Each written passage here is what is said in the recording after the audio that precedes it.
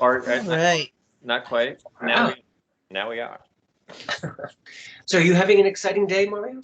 Yeah, it's really exciting. We had it was one of those days that had like many, started out raining and cloudy, and now it's beautiful and sunny. So, Like a perfect day. yeah. How's the desert? Well, it's actually beautiful here. Yeah. It's like that time of year. The strange thing is it's that little narrow window. It's like a few months a year. It's the opposite of the East Coast, where during the winter is kind of like the beautiful time. Uh-huh. And so, but spring mirrors the East Coast in that it's just the most beautiful time. And fall. Spring and fall are both nice here. Well, it's rained, right? So you guys are in full bloom or something. Yeah, we had a lot of rain, Yeah. which means that we'll have a terrible fire season because all the grass it all popped up like this, and Right. Tammy's out there like mowing it, and bugs are flying out everywhere, and grasshoppers and elves and leprechauns and stuff we saw last month. And, Small children. yeah, we found a couple kids that we had just. A couple missing kids. Oh, they were just in our backyard in the very, very tall grass. Wow. The paperwork that we had to go through. Yeah. And it was getting more once we What found are the it. grandchildren They doing got- now? Grass grew. We were working. What's that, Mario? What are the grandchildren doing now? They are anesthetized by television. Ah. And one of them is taking a nap. Yes. She's And very the other one's watching Ryan's World. And how Toy old are review. they? You can't believe that. But it's very interesting. I just read this thing, which they're proposing doing $2,000 a month is the new thing in the House for all Americans. Well, that's because it's Canada. Canada decided to do that, so now everybody wants to be like Canada. Right. And so I find it. I would be happy if we could get the $2,000 a month. Especially if it was each. That would be our nut basically. It's a cheap nut that we have. And but the funny thing is that the idea of being paid $2,000 a month to stay home is a very interesting idea, especially if it became illegal not to stay home. But you got $2,000 a month. Right. So it's almost like a whole communist manifesto system was somehow just from every point in the country suddenly became. Well, and it was Andrew Yang ran on that, and everybody thought he was nuts, right? And it started out in the Nordic countries, right? Sweden or Finland offered universal guaranteed income, right? And everybody thought they were crazy, and now all of a sudden, this whole paradigm shift that these kinds of situations bring up. Suddenly, those things are not quite so radical anymore. No, and Well, they are if you're the one who's actually working and making money to pay to everybody who's not working and making money. Probably then it's radical still. Well, but I think that there's more general recognition of the need for it, or even if you're not happy about it, you kind of go like, okay, I get it, right? Like in New York, for example, another thing that has occurred in New York is, and other states are doing this. I think California is doing it too. Nobody pays anything for healthcare with regards to this virus, right? If you're hospitalized, you can get the test for free, and all of the care. If you test positive, all of the care related to the virus is free, which is essentially universal healthcare, right? No wonder everybody's dying with a heart attack, and yet it's the cause of death is COVID. Right. I'm just saying. In fact, they even said on a thing that I just saw that was one of the television stations in New York saying, well, that they raised their death rate by 4,700 overnight. 3,700. Yeah, that's what it was. Well, it was the 3,700 overnight because they were now deciding to call COVID cases COVID, even if it's not shown to be COVID, or if it's not tested. That it was because people who are dying at home, right, are not getting included in the statistics, and so they're saying that a lot of those 3,700 are people who died of COVID, but just at home. How do they know? Well, exactly. Because, like, the flu also causes pneumonia, and heart attacks also kill you. Just saying. Indeed. And suddenly they have no heart attacks at the hospital, so people are dying somewhere. In summer, it is It's the weird. largest killer in the world, heart disease. So I'm just not buying it that suddenly people stopped having heart attacks. That's weird. Right. Months ago, people stopped having heart attacks. I'm not buying it. But yet, people are dying at home of COVID. Does anyone else see something wrong there? It's definitely a paradigm shift. I mean, that's certainly what's happening any way you look at it. And whether, it is what it is. And that is people may end up getting paid to stay home. And what does that mean? It may be illegal to go outside. What does that mean? It may just be something that blows over. And this whole thing was either a crafty experiment that, tested out, or it's just a natural cascade of utter bullshit that took place. And we're just experiencing, this raw chaos, which has really ensued from what seems like a very simple beginning. And, it's funny, we were talking earlier about 9/11, and I participate in various what I think are kind of fun theories about 9/11. And if you and I always give a lot of credit to those guys, to the whole Bush Clan, and then was the Texas Mafia, that they pulled it off with aplomb, and maybe that also was just the way buildings fall and stuff, and grass grows in front of the explosion in the Pentagon. But if it was something that was crafted, they did an excellent, excellent job, and you got to hand that to them. But that took real precision, and on the kind of the right wing, the military industrial complex side, they're really good at these military style, complex puzzles that, pulled off with military precision. But this, I think, is really the opposite side of the campus. And it seems like it could have happened just from a couple tweets being distributed by the media in a certain way with a buy-in from a couple key people. And now there's this mass hysteria that shut down the global economy. Now, I'm not, and if that were true, if it was set up that way, it's way easier than pulling off 9/11. If Totally. Well, another and way more destructive. Way more destructive. I mean, a pet thought of mine, is that notice how quickly this came on the tails of the puffing up that happened right between the United States and Iran, right? Mm-hmm. And how closely that came on the tail end, of impeachment, right? So, one possible thing that's always historically been the case is that, war, like the terrorist act, right, solidifies, right, and unites, right, and all of a sudden everybody rallies around a common cause, Which happened in 9/11. Yeah, exactly, right. It happened in 9/11, But it's not happening now. Well, I think they tried to make it happen around Iran, but then, Beavis and Butthead, I mean, the two of them, they shot down that airplane, right? And that was it. That was it. There's like, let's shelve this idea, right? That was a public relations nightmare.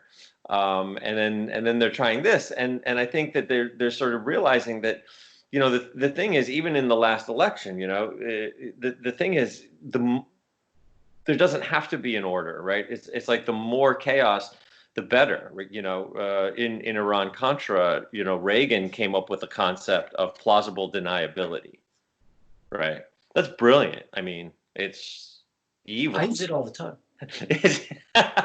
Exactly. It's evil, but it's brilliant, right? If it, I think it started before Reagan. I'm going to throw that out there, but okay. Well, the action did, but he named it, right? I wasn't aware of that term, plausible. I mean, people act like that, right? I mean, cheating spouses act like that all the time, right? Well, you can't prove it, kind of thing, right? So I think it's been an aspect of human behavior, but he sort of codified it, as almost like a policy, right? Like if you can't, if it's possible that it's if it's possible that it didn't happen, then it didn't necessarily happen. Right, and maybe it didn't. I mean, what's the fact? Yeah. The fact is probably whatever came out of the report from Right. Iran-Contra becomes the fact. Right. One could argue. Right. But I wonder with Washington, did he have plausible responsibility, or was it actually a form of deniability? Yeah, the contrapositive doesn't seem to be as appealing to them. That's right, contrapositive. So back then, you could be contrapositive if you're on the side of the. I guess you were on the side of the non-revolution, and here now you're COVID positive. Right. Strangely similar, you see. So there is a connection. Right. Well, it seems just so unbelievable, and I just, it's like I just remember thinking during 9/11 when those towers fell, it was just so impossible. I mean, it literally seemed impossible that this could happen, and then. And then now it seems like it's just impossible. I mean, if you had come back from a fishing vacation for 3 weeks or 2 weeks, just 2 weeks, if you found the right 2-week period and you left and you came back, you'll be sure that you're in the wrong place. Well, that mine came back from Brazil, and in the middle of all this. You did? No, a friend of mine did. Ah. And she was just like, what is going on, right? Right. It's certainly something.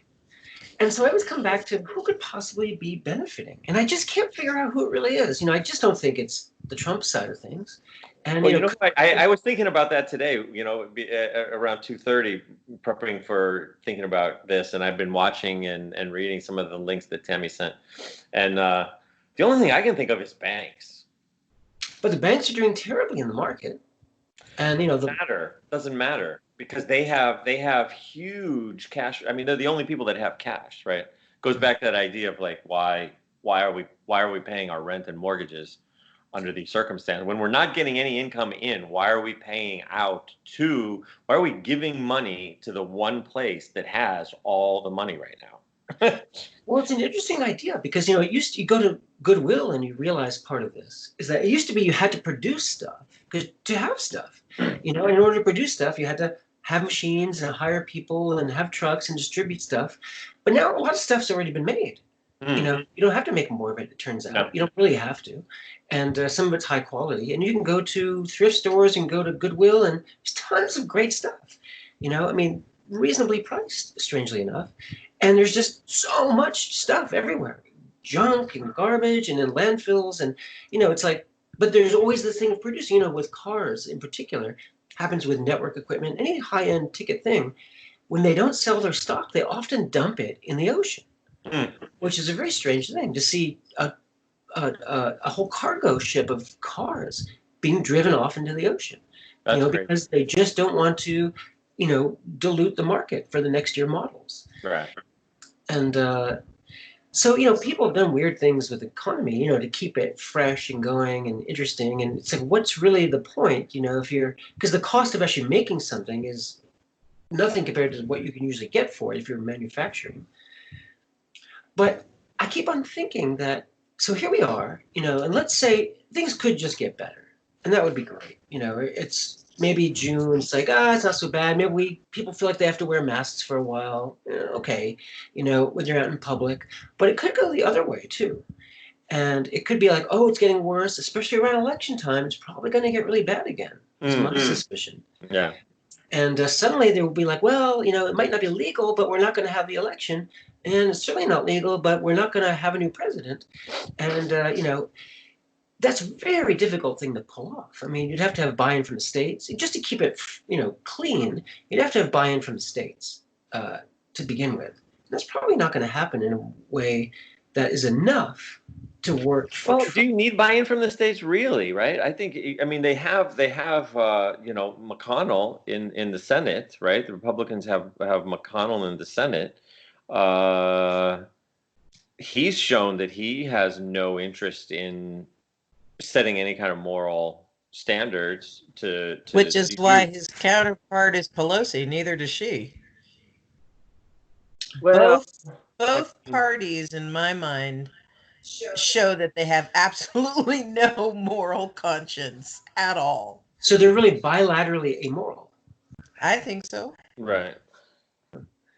Well, I mean, in order for it to be legal, I mean, the key thing to remember is that the way the Constitution works is that at the end of, by January, it's not that the new president has to be done, but what's certain is that the old president's term is done. Right. So without the election, duly elected Pelosi president of gets a new, it. well, not necessarily. I mean, it's very unclear what happens. What is clear is that it's not legal to just say, I'll just keep being the president for a few more weeks. Don't worry about it. It'll be fine. That's totally illegal, constitutionally Right. not supported at all. In fact, wrong. It's just not constitutional. So the question is, what would it mean if that happened? And so it would go to the House for certain, but the House is a very tricky place, and especially the Senate is even trickier. But in the House, you have two things going on. One is you have the Electoral College, but you also have the states themselves, and it's really the states that decide who's going to be the who's going to be the Electoral College. And so the states have quite a lot of power to make that determination. So the question is, is it even constitutional without an election? Is there a provision in the Constitution if there's no election? Yeah. I'm not sure if there is. I don't think there is. All that it's clear is that there's no precedent if there's no election. Well, it would be if the president and the vice president step down, which they would legally have to do, then it's the Speaker of the House, I'm pretty sure. So Pelosi But gets to she be has to be president. elected See, the weird thing is that the House gets elected every time. Right. So the Senate has a few legs to stand on. They have 2/3 of their people still duly elected. The House, if there's no election, there's no House. Well, has there ever been martial law during an election? Not really. Has there ever been martial law? They're kind of during trying an to election? do it now In in this certain places, right? What's that, Tammy? I said they're trying to do it now in certain places Yeah, as much right, as they exactly. can. Well, So Ohio did it, right? Ohio indefinitely suspended their election, right? Their primary. Right. Now, well, primaries. that was how they Right. could get Biden in. So I mean, I think the DNC was very happy that the situation worked out the way it did because they wanted. So now they get to. But Ohio is a Republican governor, right? Well, I mean, that was just one state. But it's a precedent. Well, they I mean, could have delayed it. here's the thing. Again, why would it benefit Ohio not to have the primary? Because if it is Republican, then it just doesn't matter to them. They already have their guy, right? But so also, it's only a Democratic primary, so it wouldn't matter to them one way or the other. Unless it's precedent for November when they could be want to suspend an entire national election, right? And there's clearly no precedent for that. So then what do? You go, well, is there anything? It never happened on a national level. Is there anything else? Is there any other kind of precedent? And we go, well, there was that situation in Ohio, right? But I'm not sure that the primaries are part of the Constitution necessarily. I mean, they're really state. They are because the parties aren't part of the Constitution. The parties are not. But the only thing that's really constitutional, I think, is that the states provide electors to the Electoral College. How they do it, I don't think is defined, whether it's a primary or not. But the election for president is fairly well defined. I'm just getting a drink. So I would have a drink. I need a drink. Two different things. I think it's two different things. So there's the president. What about just on the level of voting, right? It's just an issue of voting then. And voting is constitution is outlined in the Constitution, isn't it? Right, but not for the Not really. I don't think so. It's really the voting is really something. It's almost like an illusion. I don't believe that voting is. And there may be a provision for voting, but the way the president is elected is by the electors, which are provided by the states. Right. How the states That's true. Yes, because it all goes back to the Electoral College idea, which is and how the states acquire those, decide who those electors are, has traditionally been done by voting. Whether there's really, it seems like whoever we think the winner is seems to be the winner, even if it goes to the Supreme Court and whatever. So there seems to be a correlation between actual voting and the electors who are placed. But I don't believe I don't believe it's a constitutional certainty that anyone who is voted for as an elector for a certain side has to be the elector the state sends to the Electoral College. I think the only thing that's identified, that's been traditionally what we've done, and it seems to always seem to kind of work, as far as we know. But I don't think that's defined in the Constitution. I mean, it may be, but I have an idea that it's not. That it's really just the states have to provide the electors, period. And how they do it is, in America, we tend to vote. I mean, voting is, if we didn't vote, then we would be wondering what kind of democracy is it. Right. But we vote, and we still wonder what kind of democracy it is. Well, since the Especially now. the popular vote and the Electoral College vote have, been notoriously not in sync several times. Right. And I must say, I kind of like the idea that I kind of like the Electoral College. I like the popular vote. I think that seems very democratic. But it would mean that California and New York would rule, and Chicago would rule everything. Right. And it's only by this small margin, by these states that have no populations in them, that in the Senate, they're given this little advantage of having kind of equal power, that Wyoming has as much power as California. Right. So that's warped, but it does represent whatever it is to live in Wyoming. And so in a way, it's kind of cool, actually. And it's this little edge which keeps just the mob populace from running away with stuff. Right. In a large majority, it doesn't matter. When it's really on the fence, that little difference makes a difference. Well, right. Most definitely. And it's interesting. I mean, they say when the Democrats come out of the woodwork, that it's the urban poor really that comes up, and that's the uncounted urban poor that surprises everyone in the polls and votes. But when Trump came out, it was kind of like this uncounted right side, and it was people from the mountains coming down out of the woods, right? This uncounted reactionary group, and they voted in a way that no one anticipated, right? So the question is, who's going to come out of what part of the woods this time? And are we going to have, if we do have this disease issue still prevalent, are we going to allow for like mail-in voting and maybe online voting and? Right, and then there's this discussion of shutting down the post office. Right, I saw that too. Yeah. Just when we all say, well, maybe we'll just mail in votes. So that means it would have to be online. I really dread. I mean, I sense this scenario that the internet goes out. Right. And suddenly there's mega horns on police cars in the street saying, stay in your house, And what would we do? Yeah. And it's pack our bags and try to go someplace else, any place else. And again, if it was Ebola, I'd kind of get it. But it's like, and as bad as COVID is, as a cold, as a type of cold, which is sometimes one of the things that can be a common cold, not mostly it's the rhinovirus, but a coronavirus can be called the common cold. There's no doubt this is a nasty one. But, numerically, it's at least competitive with the flu. No. It's not way worse. It's not worse yet.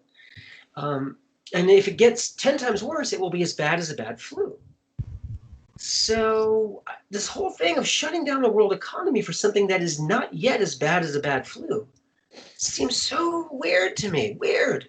Like, it's just it's not logical, I don't think. It's not rational.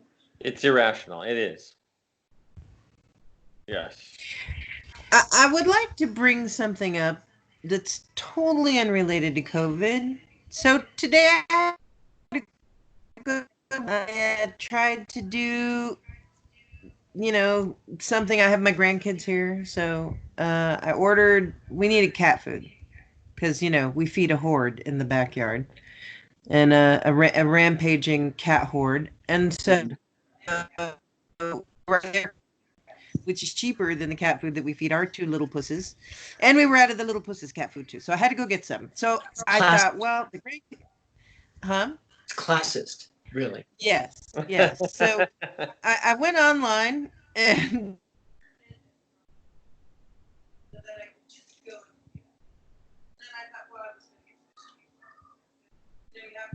She's frozen. So you are frozen. So I think you're frozen, Tammy, for some reason. Yeah, I don't know why. It's probably not going to work in that room. Anyway, What is that room? Just get bad service? it's just on the edge. There she is. She's back. well, I can move. How's this? You're moving. I see That's you very moving. nice. Is this better? Is this better because I was just changed my position. Oh, good. Well, we didn't hear a Is single that word you better said. now? Well, your internet's not frozen anyway. I would say the closer you are to the door, the better. Oh, okay. How's that? Let's try it. So the Well, cat I can hear myself coming out of your computer. Oh, it's okay. We lost So you in the cat. that's where you're going now. So I would say you're talking about the cats, and you were feeding those cats outside. Oh, no. So I was trying to get cat food. So I was going to Walmart to get cat food. So to save time and energy and, do the right thing, order online, blah, blah, blah. I ordered the thing in advance. I paid for it in advance. Then I go, I had a couple other errands. We go to Walmart. Somehow in the process of my ordering, and I saw it do it to me at one point, but I changed like for reason, in spite of the fact that I have an account there and that I make sure that they have my zip code and that I have my preferred store and blah, blah, blah. And I double checked several steps along the way to put it at the store that's, free to my house. But no, I get there and I'm looking at the paperwork. Come to find out, they have it at some other store that's not near the house that I'm now going to have to go. And so while I was there, I said, well, can you just transfer it to this store? This is the one I thought I was shopping at. This is the one that I made the thing for. And I guess at the last minute, for whatever reason, it switched me to this other store. And the guy's like, nope. It's like, oh, good. Well, at least they're helpful. So now I have to go to the other store. So Walmart then has forced me, and by the way, of course, they're doing the same thing of, trying to make it seem like they're trying to be good, so they force you in one door and out another door. And, half the people, they're so concerned. The little basket that I held is like stickier than I didn't even know what the hell was on the basket. And, so it's all just a big show. It's sort of like to me, it's like having to take your shoes off at the airport, as if that really makes a difference, right, for your safety. So now they forced me to take yet another trip outside of my home to go and get the cat food, which by all accounts, anybody looking at my entire thing, every time I like I said, I switched it like 3 times. Like, no, I don't want to go to this other place. And then at the end, it did it again anyway and sent me down there. So anyway, that's just my rant for how Walmart is stupid still, or again. Well, when we go to Costco, we actually have to put special shoes on. Oh, really? Not yet. No. Well, you know what? The reason that struck a nerve for me is because Kana and I were shopping out here in a King Cullen, and there was one person wearing surgical boots. Right. And she put them on. She put them on before she as she was getting out of her car. Right. She was putting on the surgical boots. Right. And then she put the surgical boots on and used them in the grocery store, and then tossed them off when she was going back into her car. So that's why putting special shoes on wasn't so strange. Right. I know. Well, I saw something online, 2 things online that scared me.